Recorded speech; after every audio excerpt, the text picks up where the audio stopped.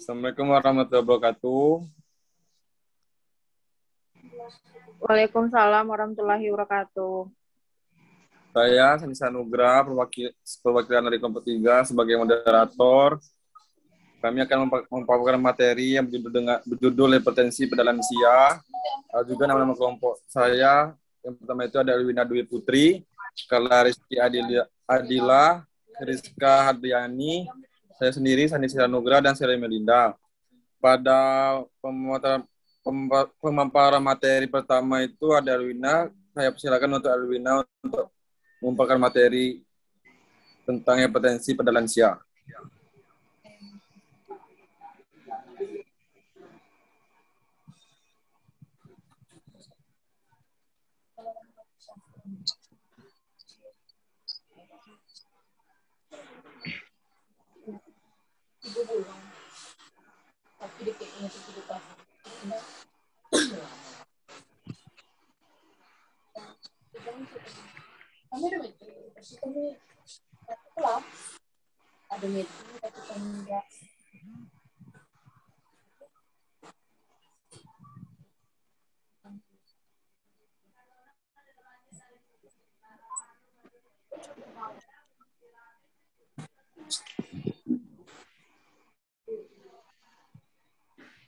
Baiklah, Assalamualaikum warahmatullahi wabarakatuh. Di sini saya akan menjelaskan tentang asuhan keperawatan pada penyakit hipertensi pada lansia. Yang itu ada menurut WHO, usia lanjut itu dimulai dari usia 60 tahun. Dan hipertensi dicirikan dengan peningkatan tekanan darah diastolik dan sistolik yang intermittent atau menetap. Pengukuran tekanan darah serial 150 per 95 mmHg atau lebih tinggi pada orang berusia di atas 50 tahun memastikan hipertensi. Insiden hipertensi meningkat seiring bertambahnya pada usia. Nah, hipertensi itu dapat didefinisikan sebagai tekanan darah persisten, di mana tekanan darah sistolik di atas 140 mmHg dan diastoliknya itu di atas 90 mmHg. Pada populasi lansia, hipertensi didefinisikan sebagai tekanan sistolik 160 mmHg dan tekanan diastolik 90 mmHg. Lanjut.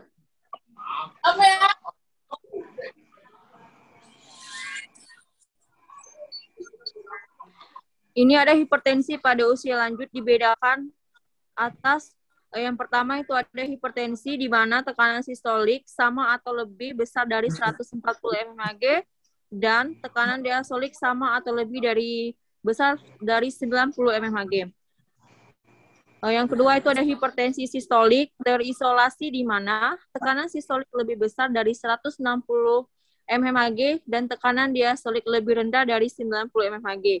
Dan itu untuk klasifikasinya, itu ada hipertensi esensial atau hipertensi primer, yaitu hipertensi yang tidak diketahui penyebabnya. Yang kedua itu ada hipertensi sekunder, yaitu hipertensi yang disebabkan oleh penyakit lainnya.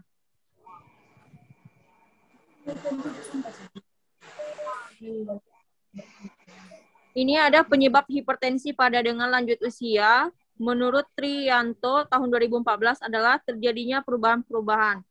Yang pertama itu ada elastisitas dinding aorta menurun, katup jantung menebal dan menjadi kaku, itu kemampuan jantung memompa darah menurun 1% setiap tahun. Sesudah berumur 20 tahun kemampuan jantung memompa darah bisa menyebabkan menurunnya kontraksi dan volumenya. Terus ada kehilangan elastisitas pembuluh darah. Hal ini terjadi karena kurangnya efektivitas pembuluh darah perifer untuk oksigenasi dan meningkatnya resistensi pembuluh darah perifer.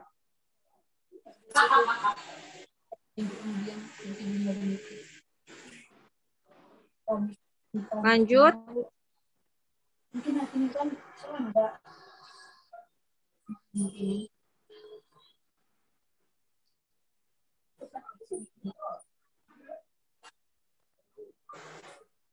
Dan ini ada WOC atau patofisiologi dari penyakit hipertensi pada lansia. Untuk teman-teman bisa baca sendiri pada slide-nya.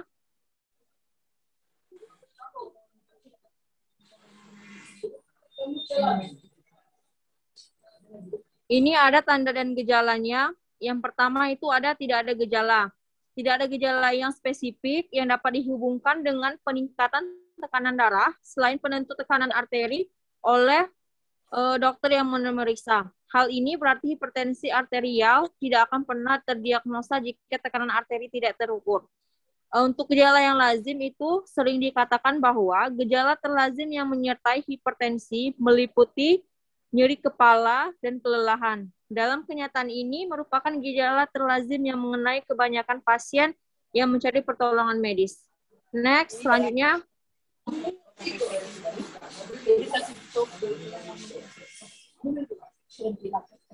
Ini ada untuk pemeriksaan penunjangnya, bisa dengan pemeriksaan hemoglobin atau hematokrit, BUN, kalium serum, kalsium serum, sama kolesterol dan trigliserid serum, pemeriksaan tiroid, kadar aldosteron, urin atau serum, dan urinalisasi, asam urat, steroid urin, dan EKG. Untuk presentasi selanjutnya bisa dilanjutkan oleh Carla Rizky Adila.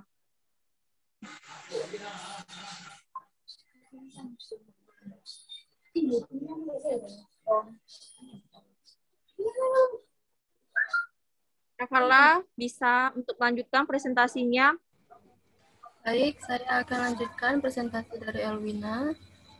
Untuk selanjutnya itu ada penata laksanaan, yaitu pengelolaan hipertensi bertujuan untuk mencegah morbiditas dan mortalitas akibat komplikasi kardiovaskuler yang berhubungan dengan pencapaian dan pemeliharaan tekanan darah di bawah 140 sampai 140/90 mmHg.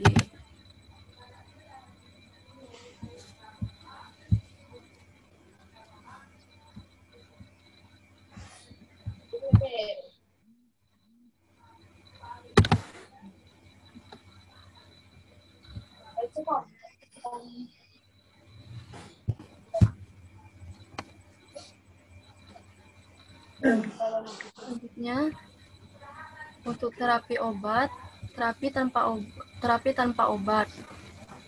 Terapi tanpa obat digunakan sebagai tindakan untuk hipertensi ringan dan sebagai tindakan suportif pada hipertensi sedang dan berat. Tetapi tanpa obat ini meliputi diet. Diet yang dianjurkan untuk penderita hipertensi adalah restriksi garam secara moderat dari 10 gram per hari menjadi 5 gram per hari. Diet rendah kolesterol dan rendah asam lemak jenuh, penurunan berat badan, penurunan asupan etanol, dan menghentikan merokok. Untuk latihan fisik atau olahraga yang teratur dan terarah yang dianjurkan untuk penderita hipertensi adalah olahraga yang mempunyai 4 prinsip, yaitu macam olahraga, yaitu isotonis dan dinamis, seperti lari, jogging, bersepeda, berenang, dan lain-lain. Intensitas olahraga yang baik antara 60-80% dari kapasitas aerobik atau 72-87% dari denyut nadi maksimal yang disebut dengan zona latihan. Lamanya latihan berkisar antara 20-25 menit berada dalam zona latihan. Frekuensi latihan sebaiknya 3 kali per minggu dan paling baik 5 kali per minggu. Untuk edukasi psikologis, pemberian edukasi psikologis untuk penderita hipertensi meliputi yang pertama, teknik biofeedback, yaitu penerapan biofeedback terutama dipakai untuk mengatasi gangguan somatik seperti nyeri kepala dan migrain, juga untuk gangguan psikologis seperti kecemasan dan ketegangan. Yang kedua yaitu teknik relaksasi. Relaksasi adalah suatu proses atau teknik yang bertujuan untuk mengurangi ketegangan atau kecemasan dengan cara melatih penderita untuk dapat belajar membuat otot-otot dalam tubuh menjadi rileks. Selanjutnya, pendidikan kesehatan atau penyuluhan, yaitu tujuan pendidikan kesehatan, yaitu untuk meningkatkan pengetahuan pasien tentang penyakit hipertensi dan pengelolaannya. Untuk konsep dasar keperawatan akan dijelaskan oleh Kak Rizka.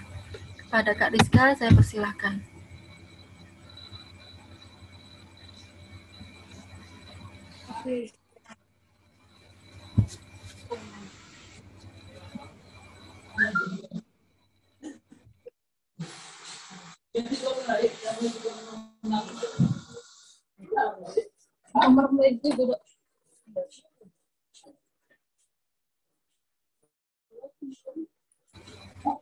Ada Kak Rizka.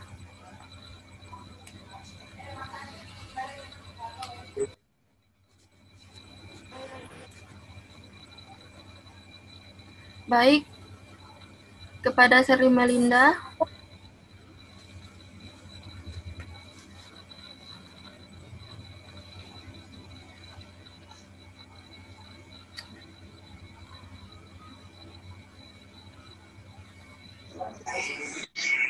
Baiklah, kita lagi sambil menunggu Kariskanya dan nggak ada sinyal. Mungkin presentasinya akan saya lanjutkan. Itu ada pengkajian. Yang pertama itu ada riwayat atau adanya faktor-faktor resiko, antara lain itu ada kegemukan, riwayat keluarga positif, peningkatan kadar lipid serum, merokok, sigaret berat, penyikat ginjal, terapi hormon kronis, gagal jantung, dan kehamilan. Yang kedua itu ada aktivitas istirahat, gejala, kelemahan, letih, napas pendek, gaya hidup monoton. Itu ada tandanya dengan frekuensi jantung meningkat, perubahan irama jantung, dan takipnu. Yang ketiga itu ada sirkulasi. Itu gejalanya riwayat hipertensi, aterosklerosis, penyakit jantung, koroner atau katup, dan penyakit cerebrovaskular, episode palpitasi. Itu ada tandanya itu kenaikan tekanan darah, nadi denyutan jelas dari karotis, jugularis, radialis takikardi, murmur, stenosis valvular, distensi vena jugularis, kulit pucat, sianosis, suhu dingin atau vasokonstriksi perifer, pengisian kapiler mungkin lambat atau tertunda. Yang keempat itu ada integritas ego, itu dengan gejala riwayat perubahan kepribadian, ansietas, faktor stres multiple atau hubungan keuangan yang berkaitan dengan pekerjaan. Tandanya itu letupan suasana hati, gelisah, penyempitan kontinu perhatian, tangisan meledak, otot muka tegang, pernapasan menghela, peningkatan pola bicara. Yang kelima itu ada eliminasi, itu dengan gejalanya gangguan ginjal saat ini atau seperti obstruksi atau riwayat penyakit ginjal pada masa yang lalu. Next, selanjutnya itu makanan atau cairan, gejalanya makanan yang disukai mencakup makanan tinggi garam, lemak serta kolesterol, mual muntah, dan perubahan berat badan akhir-akhir ini atau meningkat atau turun, dan riwayat pengguna diuretik. Bisa di next-kan lagi PPT-nya, Carla.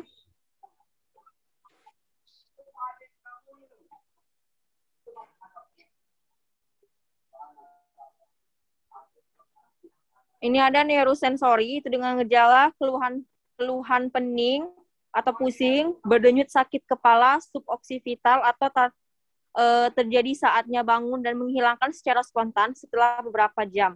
Itu ada gangguan penglihatan, bisa diplopia, penglihatan kabur, epistakis. Itu ada tandanya dengan status mental perubahan keterjagaan, orientasi pola atau isi bicara, efek proses pikir, penurunan kekuatan genggaman dan atau dengan menggerakkan tangan. Dan selanjutnya itu ada nyeri ketiak dengan kenyamanan, itu dengan gejalanya itu bisa mengalami angina atau penyakit arteri koroner atau keterlambatan jantung, dan juga mengalami sakit kepala.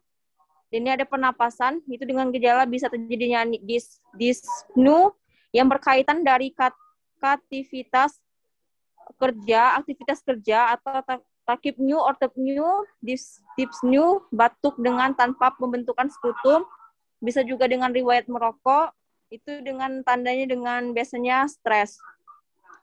Ini ada pernapasan atau penggunaan otot aksesoris pernapasan bunyi napas tambahan atau praktis atau mengi, dan juga terjadi sianosis.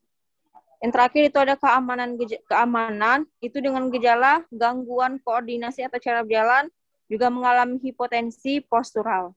Next.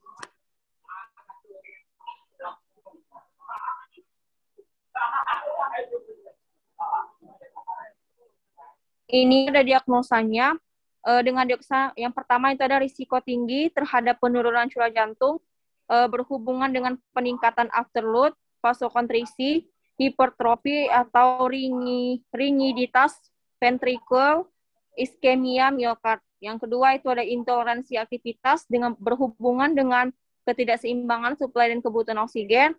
Yang ketiga itu ada nyeri. Yang keempat itu ketidakseimbangan nutrisi lebih dari kebutuhan tubuh berhubungan dengan masukan berlebihan. Next.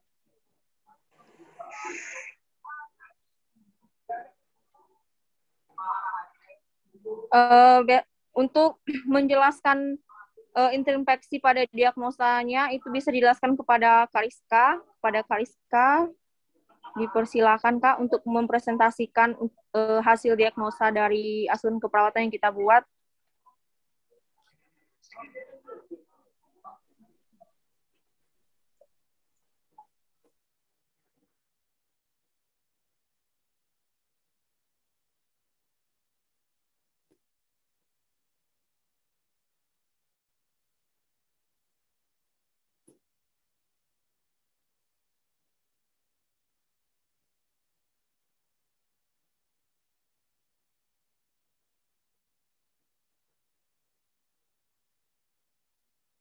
Pada Kak Rizka.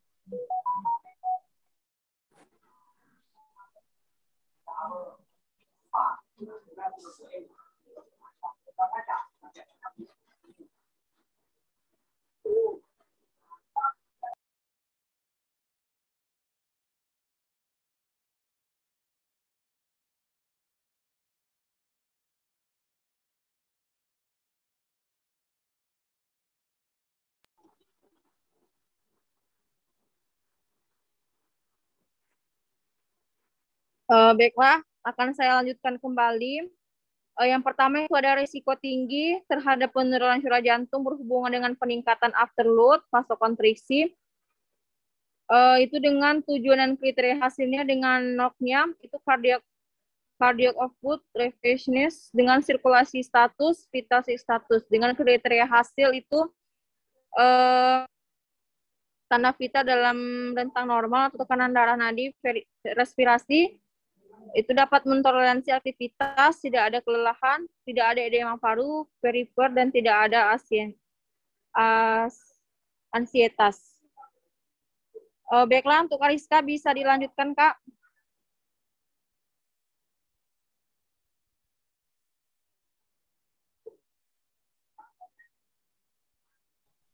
Oke, baiklah. Saya akan melanjutkan presentasi dari intervensinya atas diagnosa resiko penurunan curah jantung. Yang pertama itu adalah evaluasi adanya nyeri dada, intensitas, lokasi, dan durasi. Catat adanya disritmia jantung, catat adanya tanda dan gejala penurunan cardiac output, monitoring status kardiovaskular, selanjutnya monitoring status pernafasan yang menandakan gagal jantung, monitoring abdomen sebagai indikator penurunan perfusi jaringan.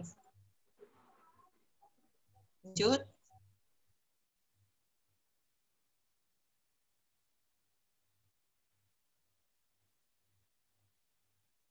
Lanjut.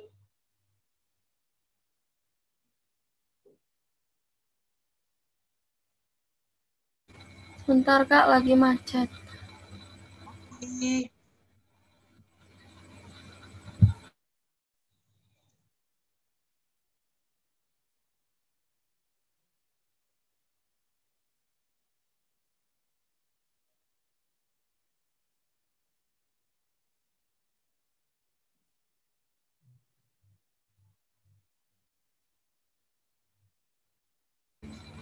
Apa sudah terlihat lagi Kak share screen-nya? Lanjut, untuk intervensinya kita monitoring VS saat pasien berbaring, vital sign saat pasien berbaring, duduk atau berdiri. Terus melakukan auskultasi untuk tanda tekanan darah, nadi, respirasi sebelum dan selama dan setelah aktivitas. Selanjutnya monitor kualitas nadi, monitoring adanya puls paradokus, terus monitoring adanya pulsus alterans, monitor jumlah dan irama jantung, monitor bunyi jantung. Diagnosa yang kedua yaitu intoleransi aktivitas. Untuk intervensi yang diberikan, kolaborasi dengan tenaga rehabilitasi. Lanjut.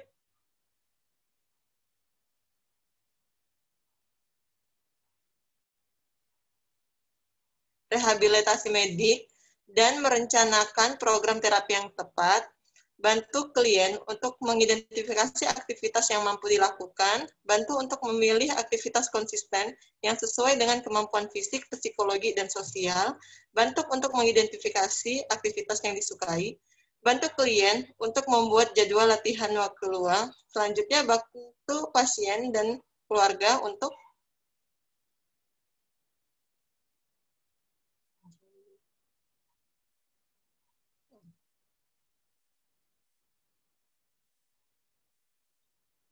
selanjutnya menyediakan penguatan positif bagi yang aktif beraktivitas, bantu pasien untuk mengembangkan motivasi diri dan penguatan, monitor respon fisik, emosi, sosial, dan spiritual.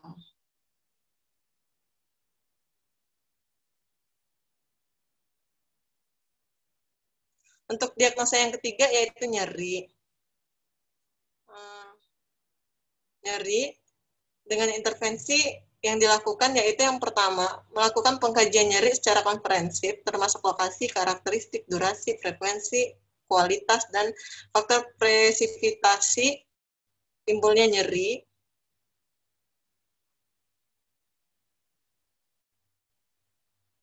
Selanjutnya,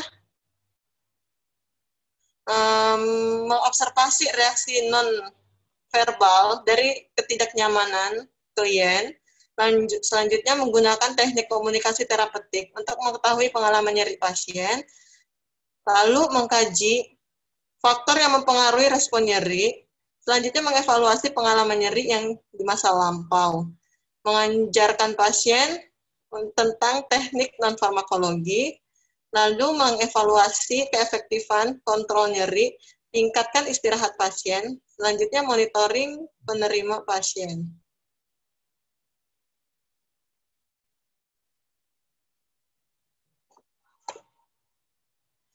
Intervensi yang dapat kita berikan selain itu, yaitu memberikan makanan yang terpilih sudah dikonsumsi dengan ahli gizi, anjurkan pasien bagaimana membuat catatan makanan harian.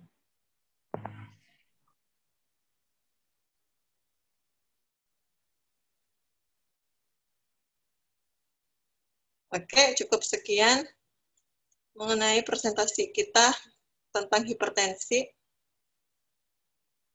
Selanjutnya dikembalikan kepada moderator. Terima kasih untuk pemateri. Itulah pemaparan kami dari kelompok 3. Jika ada kesalahan kami mohon maaf. Saya tutup presentasi ini. Assalamualaikum warahmatullahi wabarakatuh.